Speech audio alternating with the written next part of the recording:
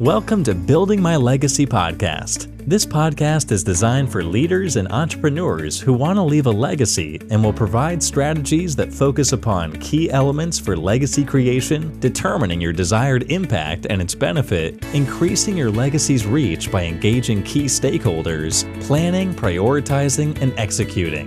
Here's your host, Dr. Lois Sonstegard.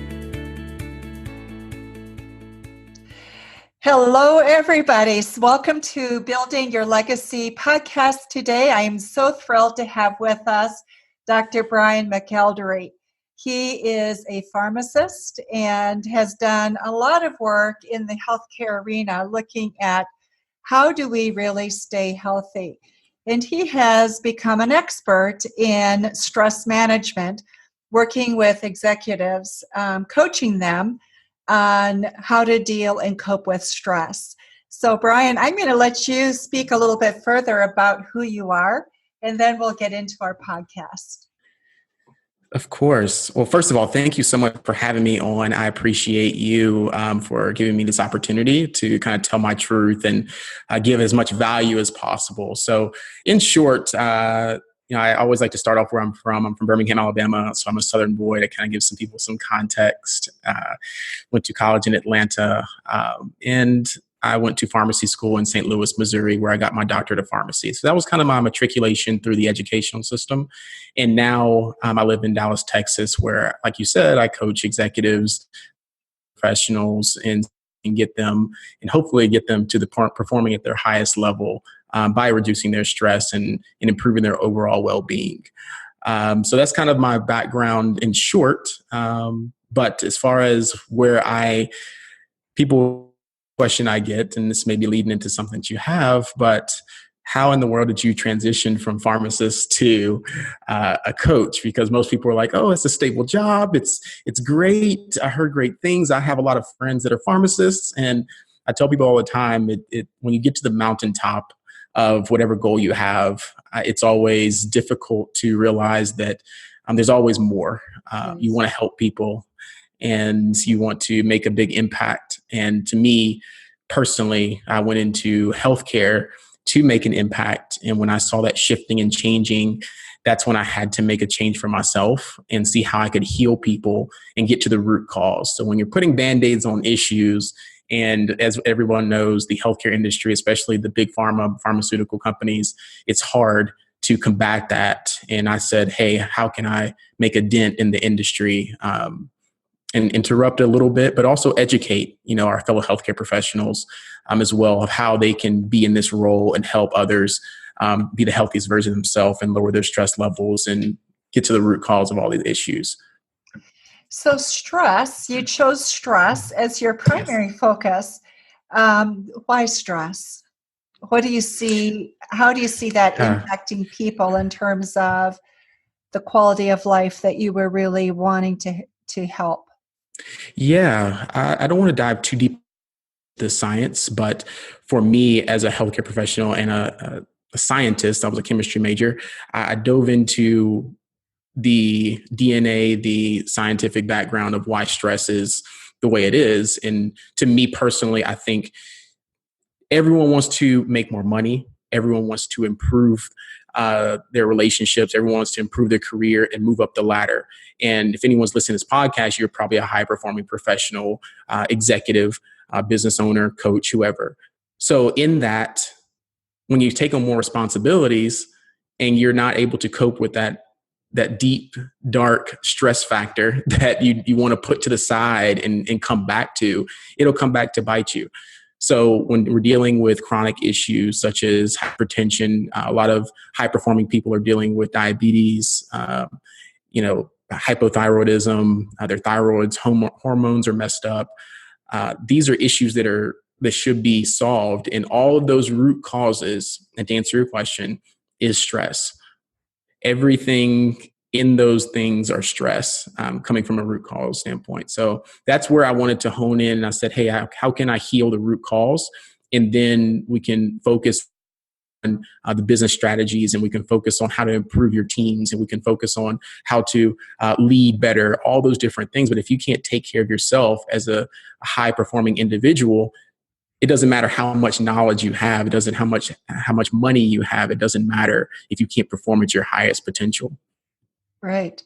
You know, what's so interesting is so many leaders, once they finish being at the top of the ladder, CEO, CFO, whatever, really the next step comes in terms of what do I leave behind, which is what legacy is all about.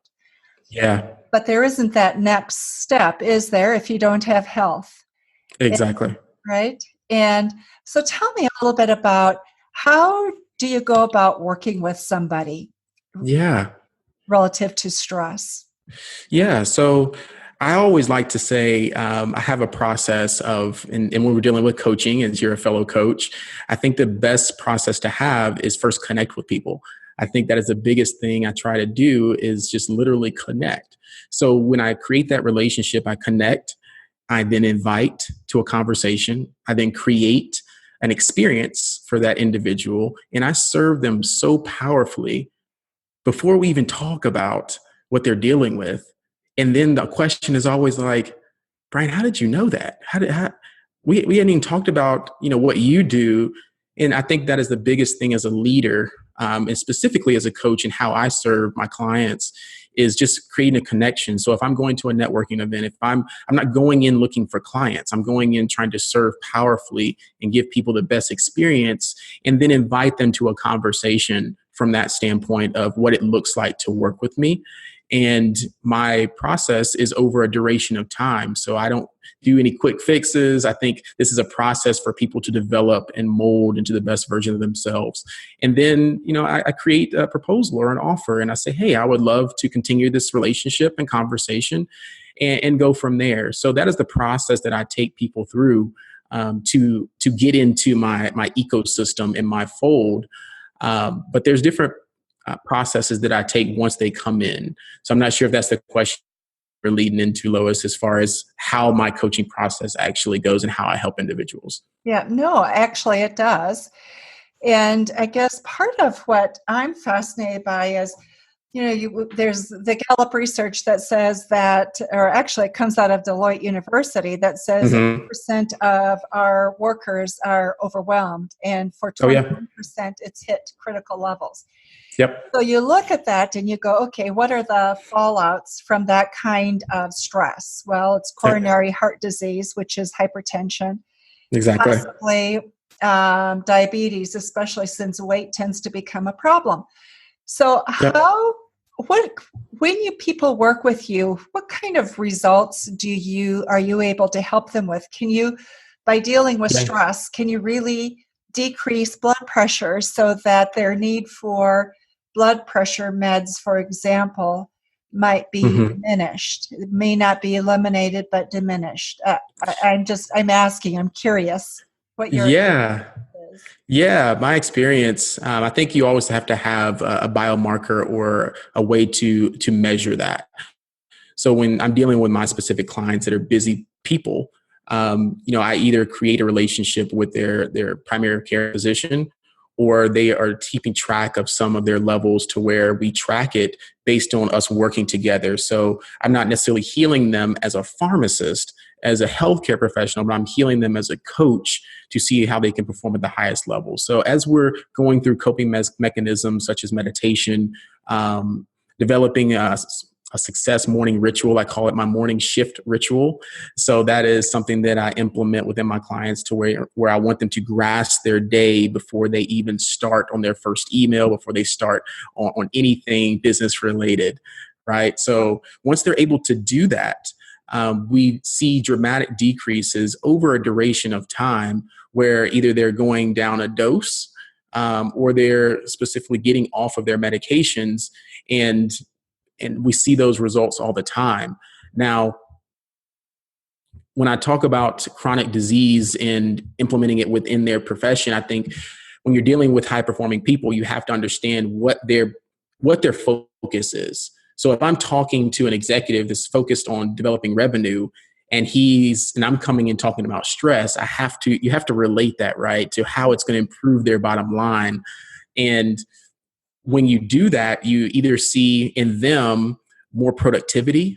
So you either track their productivity, or you track the productivity and the amount of call outs or sick days for their employees, right? So if they're leading themselves and then leading their employees on these mechanisms, then they'll see that reduction in their overall performance of their team. So they're like, oh, well, this month when I was working with this coach, i.e. Bryan or whoever, that our numbers increased a little bit. Why is that? Maybe my team didn't take as many sick days. Maybe my team is coming in a little bit earlier. Maybe they're more energized. Maybe they're not taking as many coffee breaks. So these little intangibles that an external person can come in and say, hey, let me look at it from a top-down view versus in the mix. It's hard to look at it in the mix when you're focused on the bottom line, right? So that's kind of how I do that and look at everything as a holistic view. So what are some of your examples? Give us an example of somebody that you've worked with that just really excited you and made you even more passionate about what it is that you do. Ooh, man. I think one of my clients that made, and I call it massive shifts, or I call it my vulnerability hangover, because when people get vulnerable, they get really deep down into what the root cause is of their issues, whether it be family related while they're stressed or whatnot. So I think my biggest client as of yet, and I have two examples if you don't mind. One is a corporate one, which is Northwestern Mutual. So I'm working with their team of executives, there's two of them. And what I've seen in them, I put a personality test on them, a DISC assessment, where it allowed them to realize, hey, I wanted help on my business strategy, Bryan, but you came in from a point of view of saying, now I know how better to help my team, but I know more about myself and how I work, why I'm demanding, why I'm direct, why I'm not able to listen a little bit better and take more opinions and suggestions from my team. So that's one from the corporate standpoint. I do have an individual client that comes to me, and she is a nurse as well. So she's in the healthcare field, and she allowed herself to get vulnerable with me. And she was tired on the floor. She didn't know what to do next. She had tried all the meditation. She had tried all the nutrition diets and all that stuff. So when we came together, I asked her one question. I said, tell me about one time in your life where you were really, really happy. And it was hard for her to come up with that. And I think as executives or high performing people, when we get to the mountaintop, like I talked about, I like to tap into people's either childhood, or I like to tap into their upbringing, their adolescence, because if we don't know, that's where we're molded, right? So if we're able to remember a time where we were joyous, remember a time where we had a celebration, we had a big win in our life. And she went back and she told me, I remember when my mom was at my graduation and she passed away 2 years after that. And I go back to remembering my mom and that celebration hug that I gave her after I walked off the stage. And I said, every time you are stressed on the floor of your nursing career, I want you to remember that time. And I want you to take a silent, joyous yes to yourself and either go to the restroom, either do it on the floor. And this is an NLP strategy. So neuro-linguistic programming is a high performing process that I take people through as well in my coaching. So it's a trigger. So if she's able to either pump her fist or pound her chest or hold her chest or just close her eyes for 2 seconds, she's able to remember that time, and then she comes back into reality and is able to perform. So those are the types of shifts that I like to make with people, to where they realize they're able to take themselves out of the moment. And this results back to your stress point, and then come back to a calming state and then say, hey, I have all the knowledge that I need. I have all the power that I need. I have everything that I need right now to serve in my position that I am in, and not be overwhelmed, not be stressed. That email can wait for a second. That person that needs that meeting right away, they can hold on for a second. And when you slow things down for people and then take them back into a moment of realizing that that joyous moment that they had was so powerful in their lives, but they had forgotten about it completely, right? Because they're so caught up in the moment of what's going on. How do I need to make more money? I need to pay my bills. I need to go on this trip. I need to handle my retirement. I need to handle this. And it's overwhelming. And you have to take and pause for a cause and say, hey, what's that moment in my life that I can be joyous about? What's interesting is I was reading in Forbes magazine. I believe he is the CEO of Lloyd's in London, of Mm-hmm. the bank there. Yeah. Yeah. And he was obviously very successful to reach that level. Mm-hmm. And once he started his position, he became very anxious. Mm-hmm. And it became so overwhelming for him, he sought professional help and Yeah. realized that it is a phenomena that many people within the corporation were struggling with as well. So part of what Yeah. Forbes was writing about was his ability to share that with people within the company and then make available to them strategies for dealing with anxiety. Yeah. So what's interesting is the pervasiveness of it. But for us to deal with it with an organization, there's an element of being honest about what we deal with, isn't there? Of course, of course. And I think that comes to hard truths for people in high positions when we're not supposed to be vulnerable. And this can go for men and women. There are different genetic makeups, of course, but, women are trying to hold their position of power, so they don't want to show vulnerability or weakness. And then you have men who are so high in themselves and they don't really know how to be vulnerable because they're supposed to show up and not show weakness. Right. So both standpoints, and you have to approach those from different areas of life. And I think just going back, and you will find out, I think as a coach, what I've learned to build rapport, and this is something that we learned, as a healthcare professional as well, but I think everyone should have this skill set of building rapport. And when you build rapport with people, I think going outside of what they're doing in the present moment and going back into a little bit into their lives, and you will see why they're acting or moving or executing or lack of execution in their current position now. You will Right. see that because patterns and habits don't change. So true. One Yeah. of the things that I hear about so often, Bryan, is, but that takes time. And I don't have Oh, time. yeah.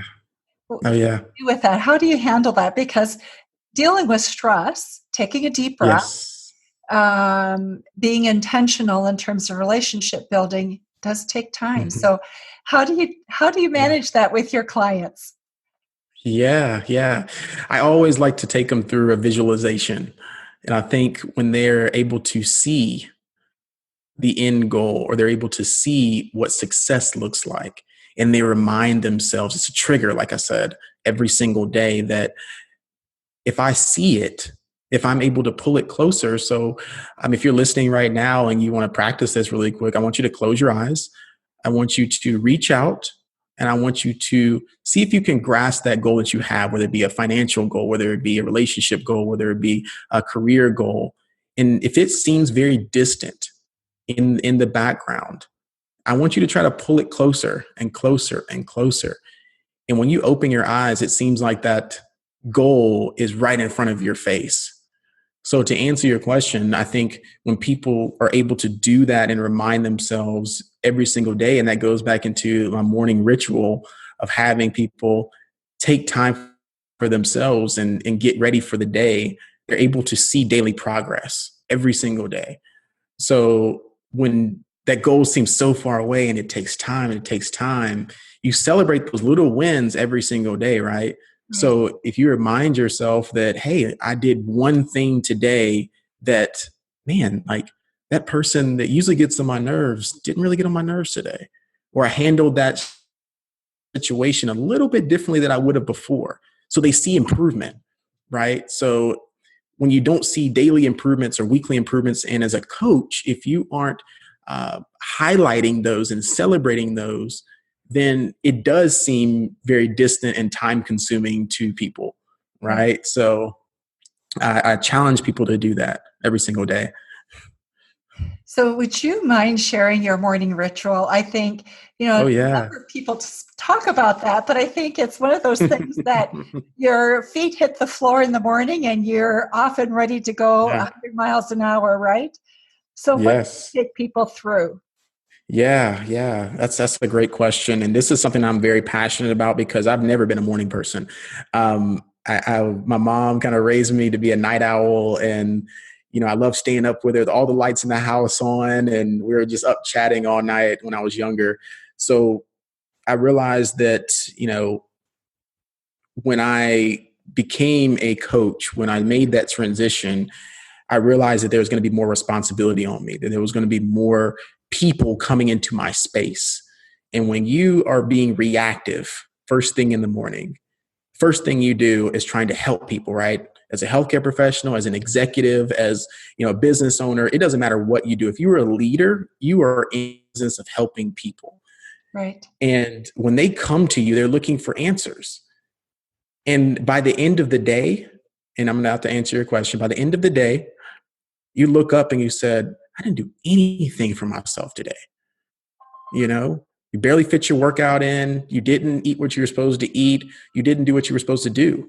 And in that, I say, okay, we're going to take you through a 6-step process in the mornings where you are going to do exactly something for yourself. Wow. So the first thing I have people do is take 5 seconds, close their eyes, and just take time to breathe. So when you roll out of bed, don't hop to the phone. For me personally, I don't touch my phone for an hour. And I wake up every day at around 4:45 or 5. So I don't touch my phone for an hour. So that's until about 6:30. And I take time for myself going through my breathing meditation. I do that for maybe 15, 20 minutes. And some people might ask, listening, well, I don't have time. I'm not a morning person. I can't wake up that early. I say, hey, give yourself 15 minutes, give yourself 20 minutes, give yourself 30 minutes. Just take time to say one thing to yourself that you are grateful for. So that's my second step. So if it's the first thought that comes into my mind, if I say, hey, Bryan, man, the sun's shining today and it hits you in the face and you got your vitamin D, great. Or I smile. You don't know how many neurons and excitations are going through your mouth. So you're having that feeling of happiness the moment you smile in the morning. So most of us are stressed, overwhelmed, all the stuff we got to do.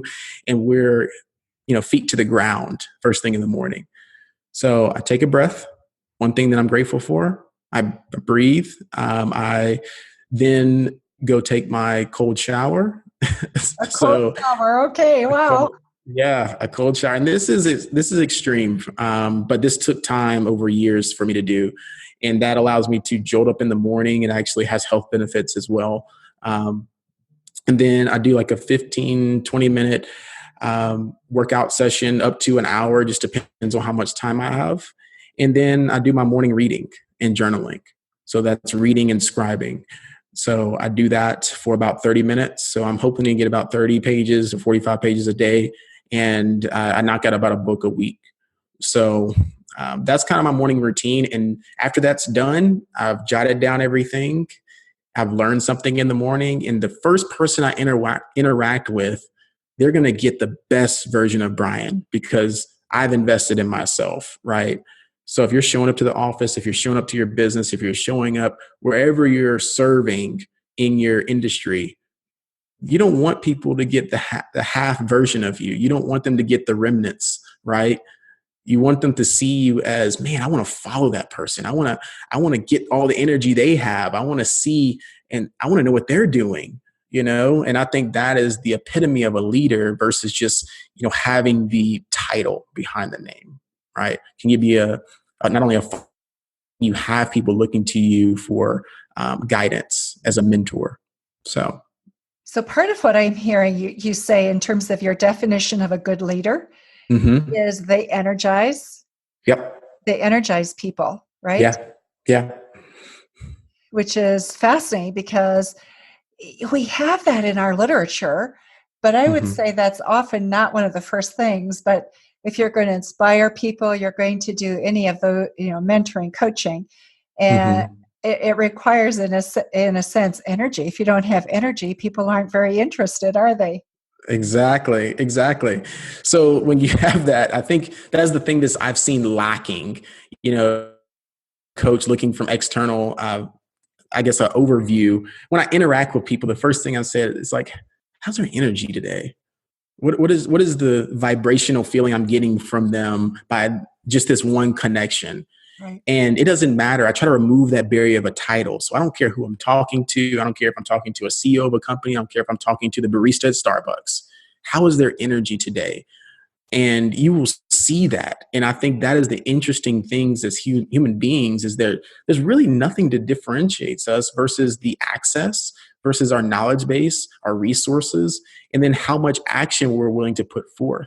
So if I see that energy from that barista that's trying to, work her way up the ladder and then try to pay for school and try to get to an executive position, we would never know that. But I see that in people because I see the energy that she puts forth with the one job that she has. And as a leader, as an executive, as a business owner, I think that is imperative for us to look at those things inside of people when you are hiring or bringing people onto your team, is saying, is this person coachable?